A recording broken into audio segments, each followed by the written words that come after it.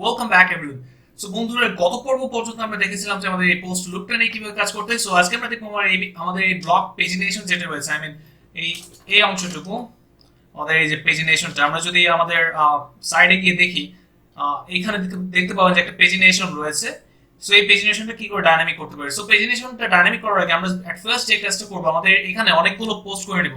আমি এই পোস্টগুলোকে ডুপ্লিকেট করব। সো ডুপ্লিকেট করার জন্য আমি নতুন করে করছি না, কেননা টিউটোরিয়ালের লেন্থ অনেক বেড়ে যাবে। সিম্পলি এখন আমি যে কাজটা করব তাই অ্যাড নিউ থেকে নতুন একটা প্লাগইন অ্যাড করব। ওকে, সো প্লাগইন থেকে আমি এখানে লিখব post duplicator. Okay, post duplicator, and then এটাকে আমি এন্টার দিচ্ছি। সার্চ সার্চ হচ্ছে। এটা আপনার যেহেতু আমরা লোকাল হোস্টে কাজ করছি, আপনার ইন্টারনেট কানেকশনের উপর ভ্যারি করে এটা সময় নেবে। ওকে, সো বন্ধুরা, আপনারা দেখতে পাচ্ছেন যে আমাদের এখানে একটা সার্চ রেজাল্ট দেখাচ্ছে। এখন এখানে একদম প্রথম যে প্লাগইনটা, এখন কারেন্টলি এটা 2 লক্ষের বেশি অ্যাক্টিভ ইনস্টল হয়েছে।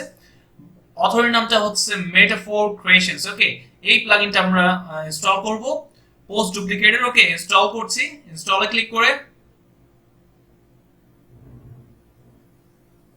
ওকে বন্ধুরা, সো দেখতে পাচ্ছেন যে এটা ইনস্টল হয়ে গেছে। এখন আমরা এটাকে সিম্পলি এখানে ক্লিক করে অ্যাক্টিভেট করব।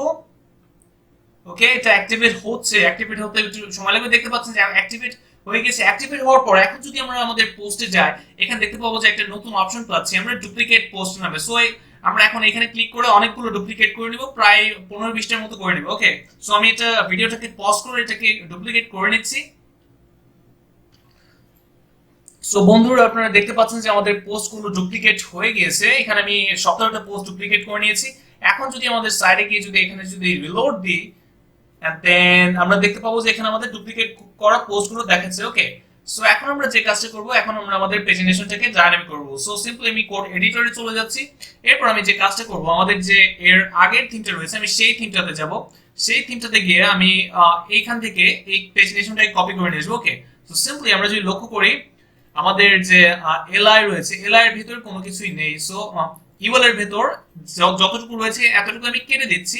আর এরপর যে কাজটা করব, এর ভেতরে আমাদের আমরা এই ক্লাস এই কোডটুকু কপি করে নিয়ে আমাদের আগের থিম থেকে আমাদের এখন নতুন নতুন যে থিমটা ওকমার্স থিমটা করছি সেখানে এনে পেস্ট করে দেবো। ওকে, সো পেস্ট করে দিলাম। এখন যদি বন্ধুরা আমরা সরি, এখানে না, আমাদের মোজিলা ফায়ারফক্সে এখন যদি এটাকে আমি রিলোড দিই বন্ধুরা, সিম্পলি দেখতে পাচ্ছেন যে আমাদের এটা কিন্তু পেজিনেশনটা কিন্তু ডাইনামিক হয়ে চলে এসেছে। সো আমি যদি এখন টুতে ক্লিক করি, আপনারা উপরে এই যে এখানে ইউআরএল ক্লিক, খেয়াল করুন যে আমাদের এটা কিন্তু এখানে চলে এসেছে। ওকে, সো বন্ধুরা, আশা করি বুঝতে পারছেন যে এটা কিভাবে কাজ করছে। সো এখন আমরা যে কাজটা করবো, আমাদের এটার যে স্টাইলটা রয়েছে, স্টাইলটা পাওয়ার জন্য সিম্পলি আমরা ইন্সপেক্ট করে এটার স্টাইলটাকে পাইয়ে দিতে পারি। ওকে, সো আমি স্টাইলটা এখানে দেখাচ্ছি না, আপনারা নিজেরাই পারবেন এই বিষয়টা। সো আরেকটা বিষয় লক্ষ্য করুন বন্ধুরা, আমাদের যে আইকনগুলো রয়েছে, আইকনগুলো কিন্তু এখানে পাইনি। সো কেন পাইনি সেটা চলুন আমরা খুঁজে বের করি। সো বন্ধুরা, আমাদের আইকনগুলো খুঁজে না পাওয়ার কারণটা খুঁজে আইকনগুলো না পাওয়ার কারণটা হচ্ছে আমরা এখানে কপি পেস্ট করে যে কোডগুলো এনেছিলাম, সেইখানটাতে আমাদের কিছু মিস্টেক রয়েছে। আমাদের আইকনগুলো ক্লাসটা হচ্ছে টিআই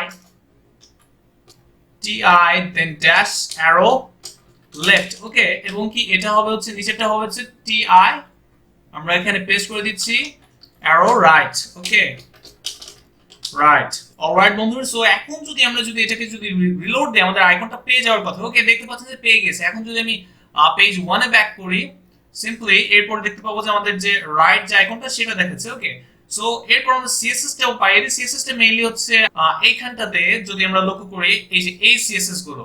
ওকে, সো সিম্পলি আমি এখান থেকে এগুলোকে কপি করছি, এই সিএসএস গুলো কপি করে এখন আমরা যে কাজটা করব, আমাদের যে স্টাইল ডট সিএসএস টা রয়েছে এখানে এনে পেস্ট করে দেব। ওকে, পেস্ট করে দিলাম এই সিএসএস গুলো। ওকে, আপনারা এগুলো ইন্সপেক্ট করে করে নিজেরাও করতে পারবেন, বাট আমি এটা আপনাদেরকে দেখিয়ে দিলাম। এই কোডগুলো এখানে বসিয়ে দিলে হয়ে যাবে। এটা আর এক্সপ্লেন করার কোনো মানে হয় না, কারণ সিএসএস আপনারা নিজেরাই জানেন। ওকে, সো এখন যদি আমি এটাকে রিলোড দিই বন্ধুরা, দেখতে পাচ্ছেন যে আমাদের স্টাইলটাও কিন্তু পেয়ে গিয়েছে। ওকে, সো খুবই সুন্দর দেখাচ্ছে। সো বন্ধুরা, দেখা হবে ইনশাআল্লাহ পরবর্তী পর্বে। সো সবাই ভালো থাকবেন, সুস্থ থাকবেন, আল্লাহ হাফেজ।